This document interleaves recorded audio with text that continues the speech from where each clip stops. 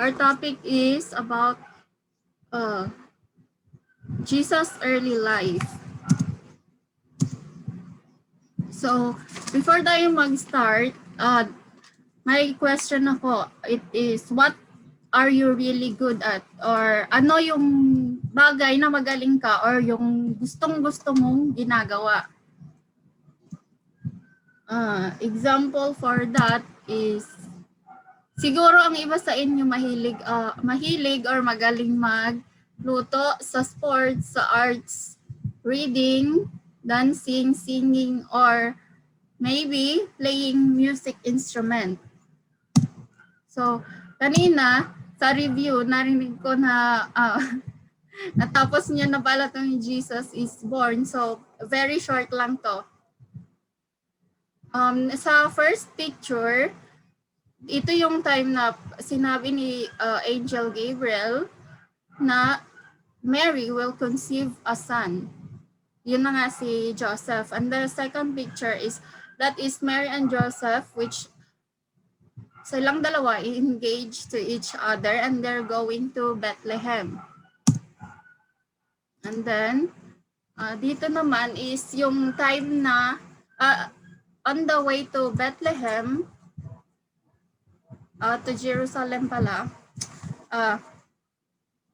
Mary gave birth to Jesus sa sabsaban, manger. Or manger is parang nilagayan ng mga pagkain ng animals. Kasi sa inn na dapat na kanilang tutuluyan, wala nang vacant. So dyan na muna sila para makapagpahinga. And you see, mayroong ano dito, dalawang tao na they are both shepherds. Before sila pumunta dyan, may nakita silang hundreds of angels. And the angels told them that Mary gave birth to Jesus. So they went to, nagmadali silang pumunta sa Bethlehem to see Jesus. And on the opposite side is the three wise men. They also went to see Jesus. A bright star appeared in the sky after Jesus was born. Wise men knew it meant that Jesus Christ the King was born. So they wanted to worship the new King and take him presents. So yung naging basihan nila para mahanap si Jesus is the bright star. And they wanted to, kasi naniniwala din sila sa kay Jesus, they wanted to worship him. And also, nung papunta sila doon, nagdala na rin sila ng gift. And everyone was so happy nung naipanganak si Jesus. But there's someone who is not that happy. He is King Herod. He is very wicked or masama. He wanted to know too kung nasaan si Jesus because he didn't like the idea of someone else being king. Gusto kasi niya siya lang yung magiging king. So he asked his chief priests and teachers. They said in Bethlehem. So tinanong niya yung mga chief priests, mga teachers sa lugar nila at sinabi ng mga ito na si Jesus ay nasa Bethlehem. So Herod told the wise men to find Jesus and come back and tell him so he could worship the king too. This was a lie and Herod meant to kill Jesus so he could still be king. Sabi niya sa three wise men na sabihin niyo sa akin kung nasaan si Jesus para siya din daw ay sumamba kay Jesus. Pero hindi ito totoo. He just wanted to find Jesus para ito ay patayin. So, the wise men followed the shining star to the house in Bethlehem where Jesus lived. They knelt in front of him and worshiped him because they knew he was the promised king. They gave him 3 special presents. So, yun na nga kanina, nabanggit ko rin na yung stars yung basihan nila. So, yung gift pala nila is nabanggit din. May nagbigay sa kanila ng gold, yung isa frankincense at myrrh. So, in a dream, God told the wise men not to go back and tell King Herod about Jesus. So, nung pabalik na sila na naginip ang three wise men about uh, na sinasabi ng Diyos sa kanila na wag bumalik kung nasaan si King Herod. And then God also told Joseph to take Mary and Jesus to Egypt so they would be safe from King Herod. So, sinabi din ng Diyos kay Joseph na dalhin niya si Jesus and Mary to Egypt kasi yun yung mas safe na lugar para sa kanila, away from Herod. And later, as the time passed, King Herod died. And nung namatay na siya, the family of Jesus went back to Nazareth. Doon na sila tumira.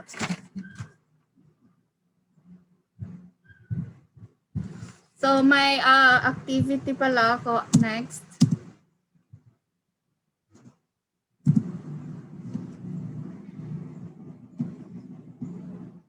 Choose one of these things you could do today.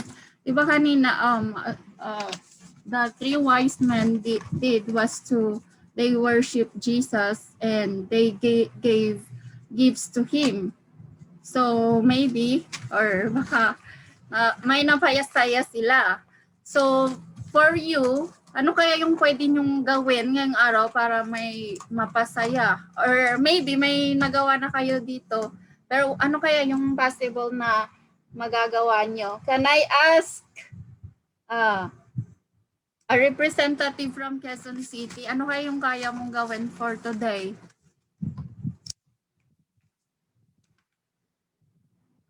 Kahit ano na lang, pili ka or provide.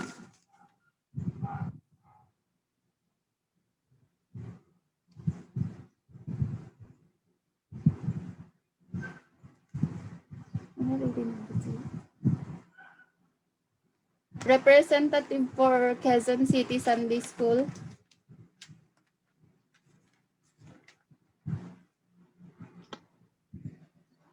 Teacher Risa. Okay. Help, sabi mo. Ha? Help others, ano? Help others. Pray. Kung mo natuwagot ko, no? Pray. Ano? Mag-ano daw? Obey my parents. Oh, very good. How about you, Pauline? Ano kayang pwede mong gawin for today? Be kind. Be kind to Pray po. and then sino pa ba? John Michael. Pray. Okay.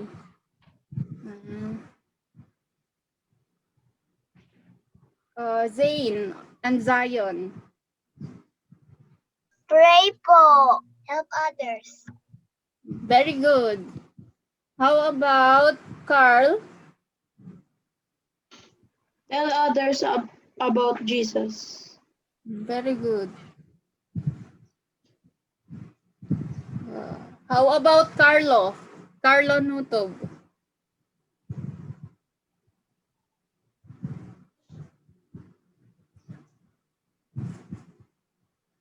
Wala?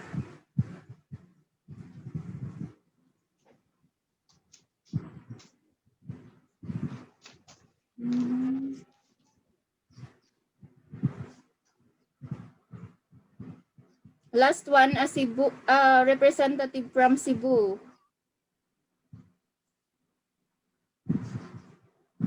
Ano yung pwede niyong gawin ngayong araw? Pray parents po. Obey my parents po. About Jesus. Ano po yan? Kind. Donate to the poor. Be kind? Obey my parents. Oh, very good. Ano kaya yung nung kabataan ni Jesus, ano kaya yung ginagawa niya dati? Kung kayo you're helping others or donate to the poor as a good son, ano kaya yung ginagawa ni Jesus to help her parents or to make them happy? Isang specific lang. Clue, he helps, magbibigay ako ng clue. Isa lang sasagot, okay na yun. Clue, he is helping his father. Ano kaya yung ginagawa niya?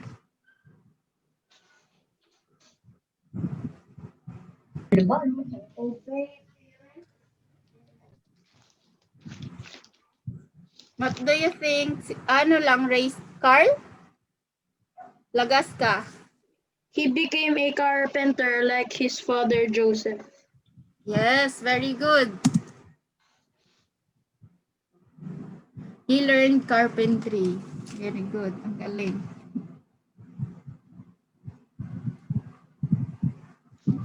Next. So, bago tayo magpatuloy, let us watch a video. It tells about how was Jesus at the temple. 12 years old po siya nito.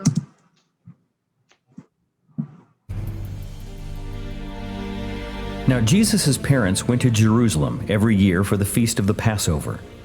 When he was 12 years old, they went up according to custom. But when the feast was over, as they were returning home, the boy Jesus stayed behind in Jerusalem. His parents did not know it. But because they assumed he was in their group of travelers, they went a day's journey. Then they began to look for him among their relatives and acquaintances. When they did not find him, they returned to Jerusalem to look for him. After 3 days, they found him in the temple courts, sitting among the teachers, listening to them and asking them questions. And all who heard Jesus were astonished at his understanding and his answers. When his parents saw him, they were overwhelmed. His mother said to him, "Child, why have you treated us like this? Look, your father and I have been looking for you anxiously." But he replied, "Why were you looking for me? Didn't you know that I must be in my father's house?" Yet his parents did not understand the remark he made to them. Then he went down with them and came to Nazareth and was obedient to them. But his mother kept all these things in her heart. And Jesus increased in wisdom and in stature and in favor with God and with people.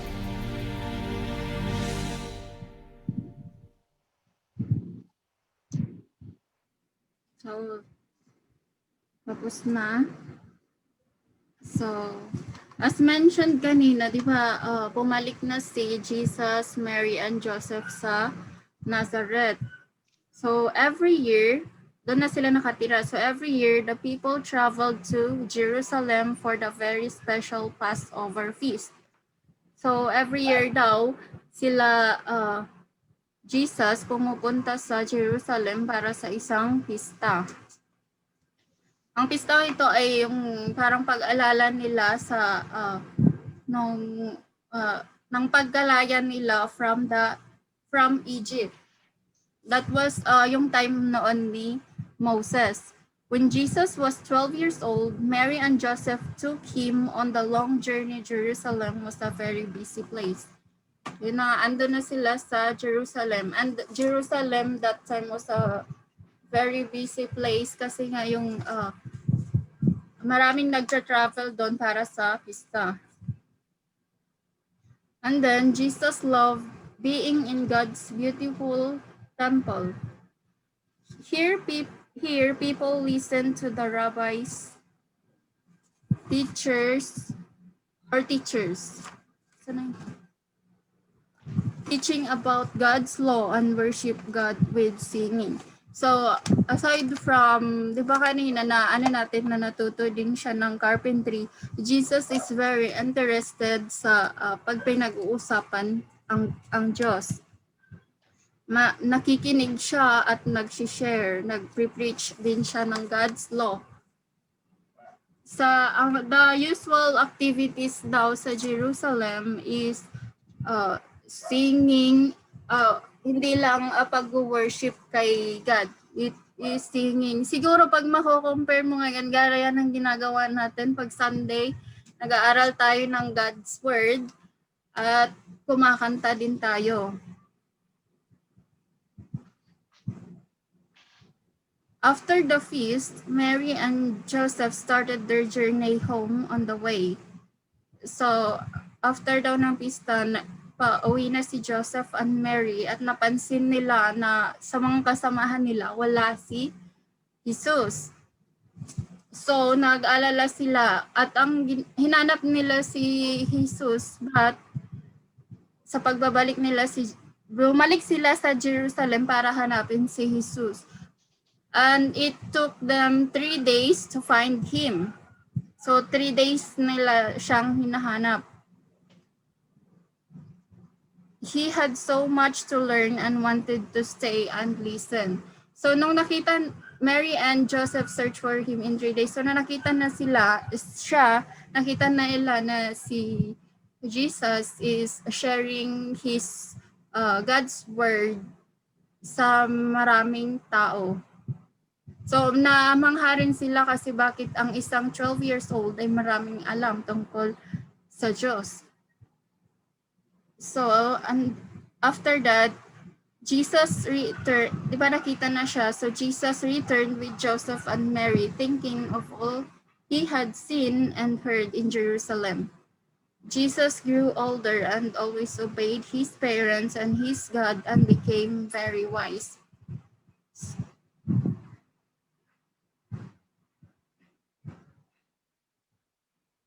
So pag-uwi daw ni Jesus, naisip niya yung mga natutunan niya sa Jerusalem.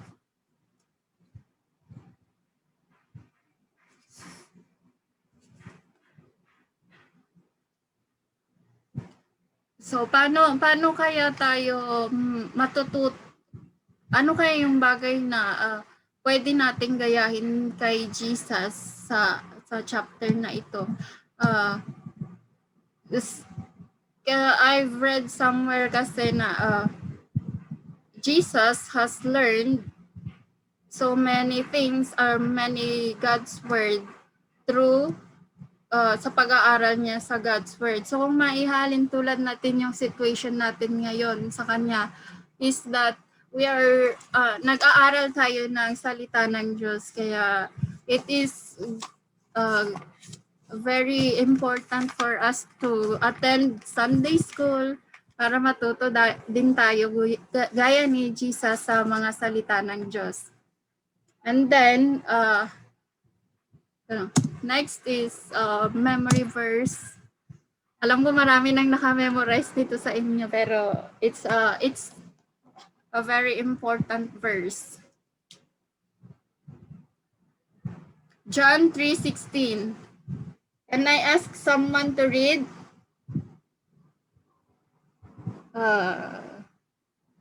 Bella, kindly read the memory verse. For God so loved the world that he gave his only begotten Son, that whosoever believes in him should not perish, but have everlasting life. Very good. Lang, thank you.